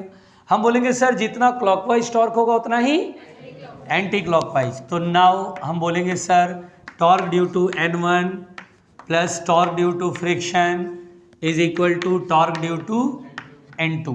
बहुत आराम से। अब देखिए N1 का टॉर्क, मान लीजिए दोनों टायर के बीच में डिस्टेंस है d, तो ये वाला डिस्टेंस कितना होगा बेटा, d/2, तो N1 का टॉर्क होगा force into perpendicular distance, N1 into d/2 plus friction का टॉर्क फोर्स इंटू परपेंडिकुलर, मान लीजिए ये हाइट h है, कितना हाइट है h, तो यहाँ पर force into perpendicular distance h, तो friction into h equal to N2 का टॉर्क, तो force into perpendicular distance d/2 लिख लेंगे, ये d/2 ये भी d/2, बीचों बीच है ना, ये जितना इधर उतना इधर, पूरा डिस्टेंस d है, स्मॉल d क्या है, दोनों व्हील के बीच का सेपरेशन, तो आधा कितना होगा d/2, तो N2 इंटू d/2।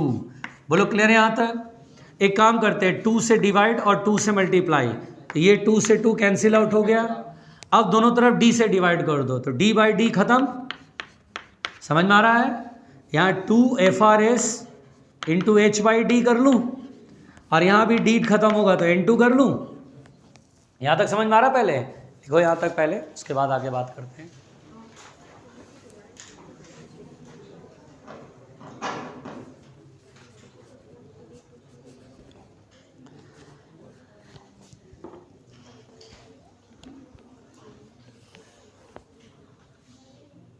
शांत शांत।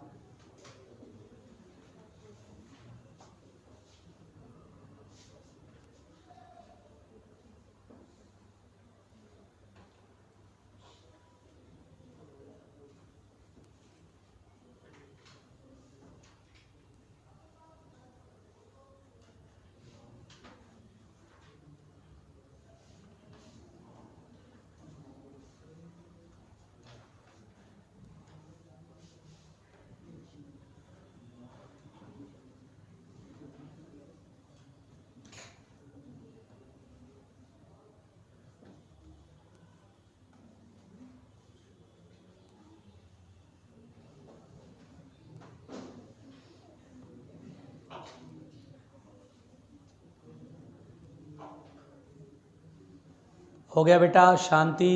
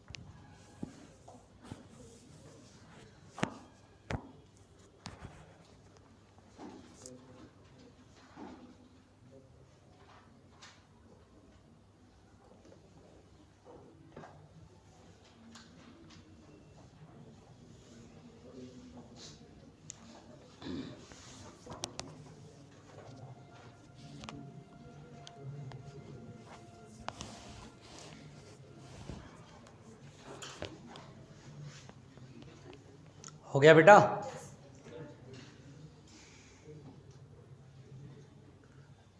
ये सब रिवाइज करना पड़ेगा, तब जा कर के आप परफेक्ट हो पाएंगे।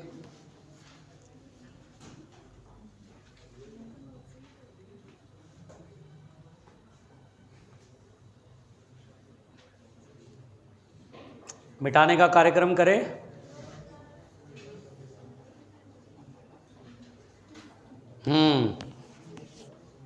देखो देखो, अच्छा ध्यान दीजिए, ध्यान दीजिए बेटा, ध्यान दीजिए, ध्यान दीजिए, जरा सुनिए। अगर मैं बोलूं कि मैक्सिमम स्पीड है, यानी इसका मतलब क्या हुआ कि बिल्कुल टर्न करने ही वाला है। इससे अगर गलती से भी स्पीड बढ़ाया तो गाड़ी गई, और स्किड नहीं करेगी, वो पलटने लगेगी। मुंडी ऊपर रख के ध्यान से सुनिएगा। ऊंचा गाड़ी और ऐसे ऐसे सर्कुलर टर्न करा रहा है तेज तेज, अगर स्पीड ज़्यादा करा तो पलटा बाहर, है ना भाई? अच्छा, पलटेगा तो कौन सा टायर उठेगा और कौन सा टायर जमीन पर रहेगा, बताइए जल्दी। इनर वाला उठने लगेगा और आउटर वाला ज़्यादा जोर से जरा ग्राउंड को दबाएगा कस के। इसीलिए बोलते हैं कि at the time of just toppling, at the time of just toppling, मेरी बात सुनना बेटा, at the time of just toppling, क्या N1 लगभग 0 हो जाएगा? एकदम दिखेगा कि टायर छू रहा है रोड को, लेकिन वो रोड को प्रेस नहीं कर रहा है। गलती आपकी, एक गलती उसके बाद तो ये टायर उठ जाएगा और गाड़ी पलट जाएगी। ठीक उस समय अगर आप फर्स्ट इक्वेशन को देखो तो N1 को 0 करने पे N2 क्या होगा, mg, यानी सारा का सारा भार किस पर आ जाएगा, बाहर वाले पहिए पर आ जाएगा। बाहर वाला पहिया गजब का भार फील करेगा। N2 इक्वल टू mg होगा बेटा। तो हम एक काम करते हैं, ये सारी वैल्यूज इसमें पुट कर देते हैं थर्ड इक्वेशन में, थर्ड इक्वेशन में पुट कर देते हैं। रुकिए, तो थर्ड इक्वेशन में पुट करें,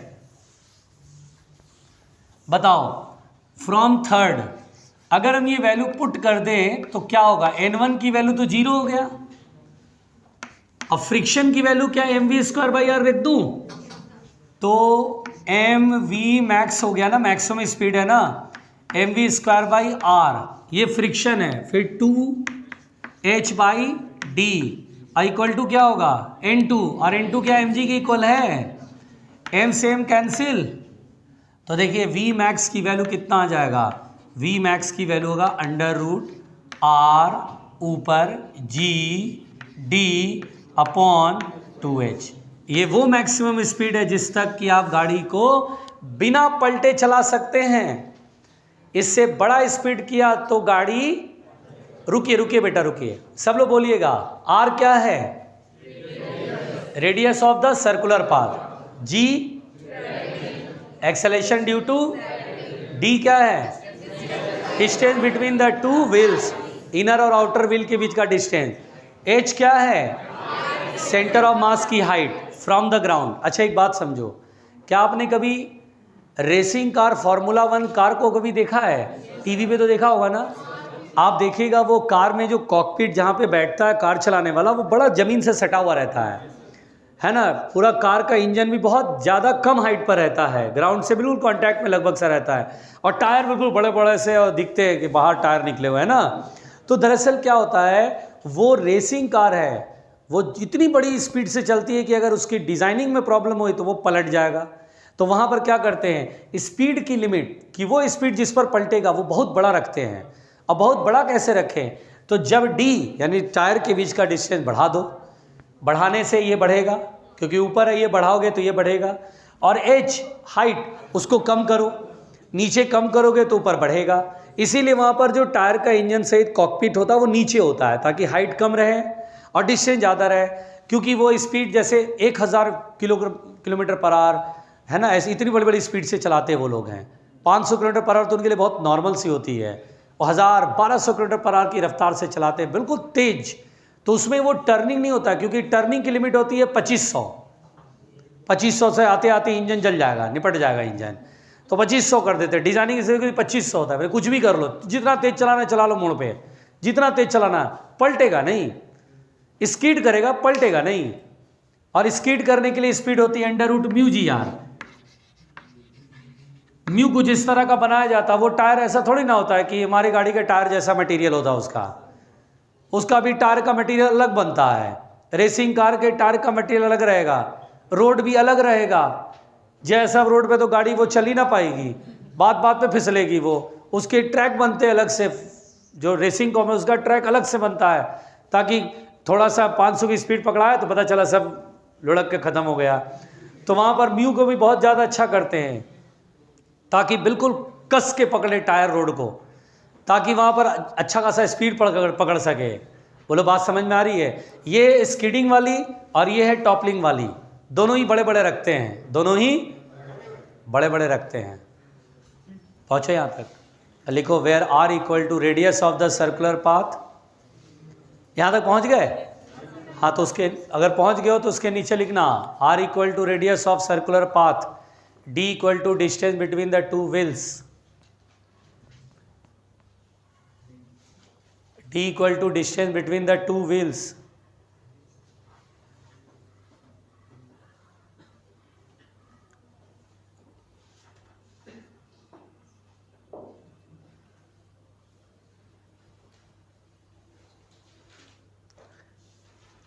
और h = height of centre of mass, h = height of centre of mass.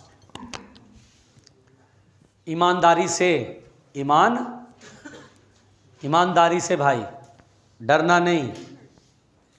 अच्छा बेटा एक बात बताओ, जब कोई गाड़ी नॉर्मली टॉपल नहीं कर रही है, क्वेश्चन आएगा, थ्योरेटिकल क्वेश्चन आएगा, उस समय तुमको यही लगेगा कि हाँ सर ने पढ़ाया था, कुछ पढ़ाया था, कुछ बताया था। अच्छा बताओ, नॉर्मली अगर कोई गाड़ी ऐसे बेटा सर्कुलर पाथ पे ऐसे टर्न लेती है, बताओ इनर व्हील पे नॉर्मल एक्शन ज़्यादा होता है कि आउटर व्हील पे? आउटर व्हील ज़्यादा प्रेस करेगा रोड को कि इनर व्हील ज़्यादा प्रेस करेगा? जल्दी बताओ। अगर इधर घूम रहा है तो इनर व्हील इसे, आउटर व्हील इसे कहेंगे, बोलो। हमेशा आउटर व्हील पे नॉर्मल रिएक्शन ज़्यादा रहता है, बैल बुद्धि। क्योंकि टर्न नहीं करने का मतलब ऐसा थोड़ी ना है कि नॉर्मल रिएक्शन इक्वल रहेगा, नहीं। मेरी बात सुनिए, जब यहाँ पे गाड़ी जो है टर्निंग वाली पोजीशन में आती है, मतलब जैसे ही सामने सामने चल रहा है तो दोनों तरफ, इधर वाले और इधर वाले टायर पे नॉर्मल एक्शन सेम लगेगा, लेकिन जैसे ही टर्न किया तो आउटर व्हील पर नॉर्मल एक्शन ज्यादा लगेगा। और आपने एक इक्वेशन लिखा था, थर्ड इक्वेशन, जरा थर्ड इक्वेशन देखो क्या है। थर्ड इक्वेशन कुछ ऐसा, n1 प्लस, देखो n1 प्लस 2FR/H/D, यही है, बराबर n2। अब मुझे बताओ, इस इक्वेशन को भी देख के समझ में आ रहा है कि n2 = n1 में कुछ ऐड कर रहे हो तब जाके n2 की बराबरी कर रहा है।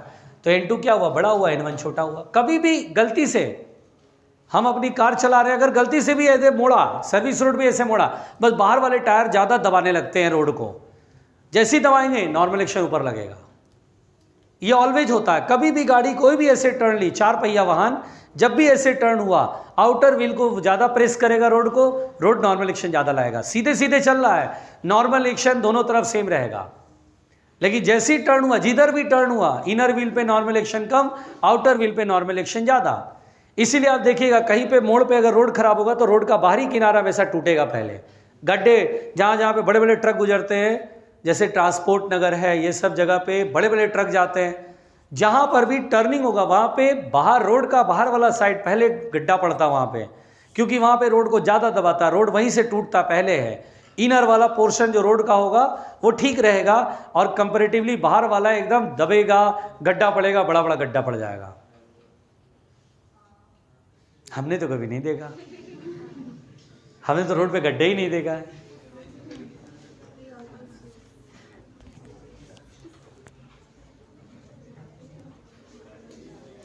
मिटा दे बेटा। ओवर टर्निंग ऑफ कार कैसा लगा? भारी पड़ गया? अरे भारी पड़ गया। यस सर, सृजन को भारी पड़ गया। कितने लोगों को भारी पड़ गया भाई? Over turning of a car भारी पड़ गया। और अच्छा देखो, इसमें दो फॉर्मूले याद करो। पहला, दो कंसेप्ट याद करो। पहला, कितनी मैक्सिमम स्पीड से चलाए ताकि गाड़ी टर्न ना करे, मतलब ओवर टर्न ना करे। वी मैक्स बराबर √RGD/2H, याद रख लो।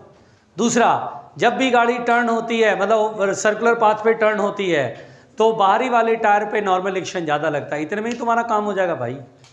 वो तो मैंने एक्सप्लेन कर दिया, क्योंकि तुम बाद में कहते क्यों, कहाँ से आया, इसलिए मैंने कहा जहाँ जरूरी है थोड़ा थोड़ा करा देता हूँ। ठीक है, बोलो बात समझ में आया? लिखिए बेटा, नॉन यूसीएम।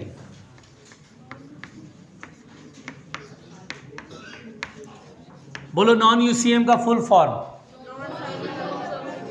हाँ, नॉन यूनिफॉर्म सर्कुलर मोशन। लिखिएगा,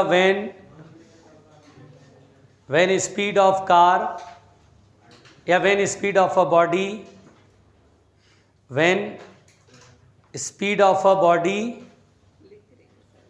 when speed of a body changes, when speed of a body changes, then body is in non-UCM, then body is in non-UCM। यहां सबसे पहली बात तो बेटा बहुत ध्यान से सुनिएगा, कभी भी बॉडी की स्पीड बदलती है तो ध्यान दीजिए, बिल्कुल आराम से सुनिए। पहले मैं आपको बताना चाहता हूं कंसेप्ट।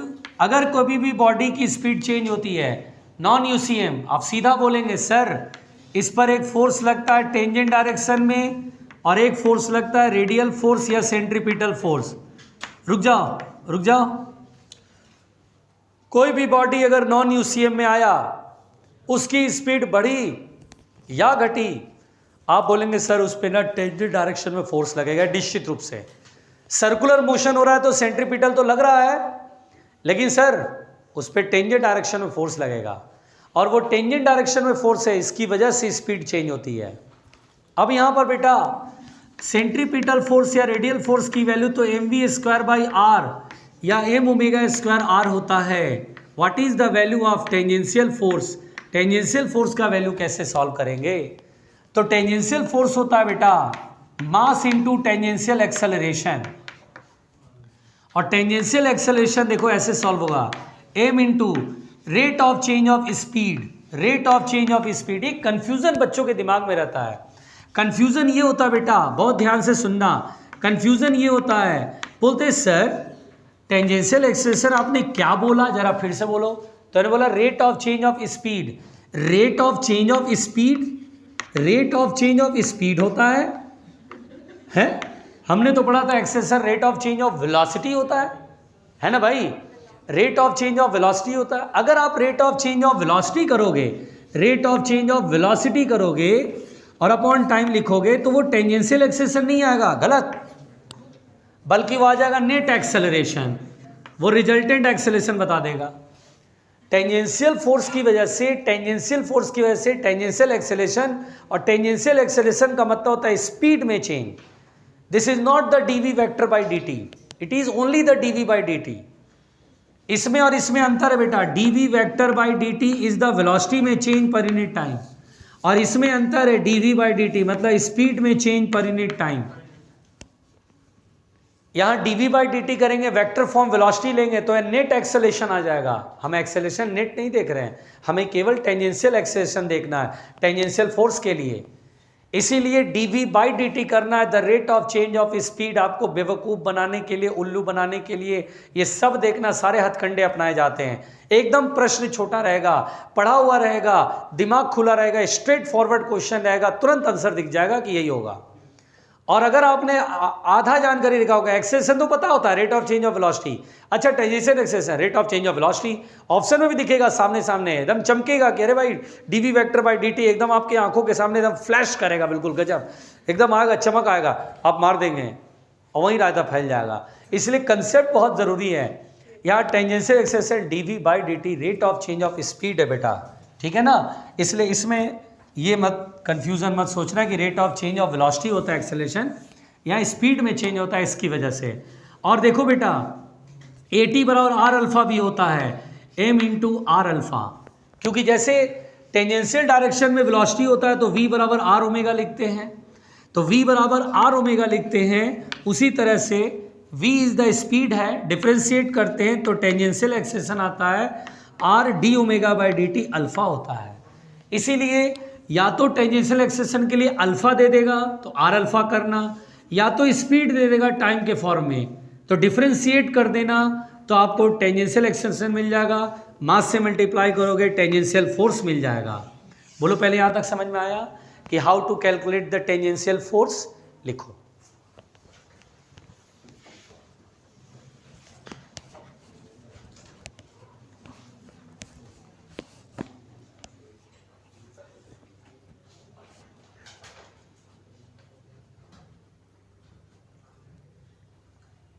कितना टाइम हो रहा है?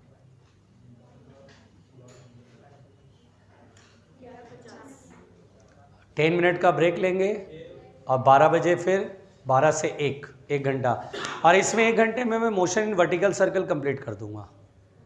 1 आवर लगेगा मुझे motion in vertical circle complete करने में, ठीक है बेटा? ताकि कल मैं सिर्फ सवाल करा दूं थोड़ा सा, ठीक है, आधे पौन घंटे सवाल करा दूं, फिर वर्क पर एनर्जी कल से स्टार्ट कर दूंगा, ठीक है? मैं कल सवाल कराऊंगा, डोंट वरी। अभी 1 आवर करेंगे जिसमें कि मैं motion in vertical circle complete कर लूँगा, ओके? 10 मिनट ब्रेक ले लीजिए। अरे काहे बाय कर रहे हो भाई, अभी हम आ रहे हैं ना।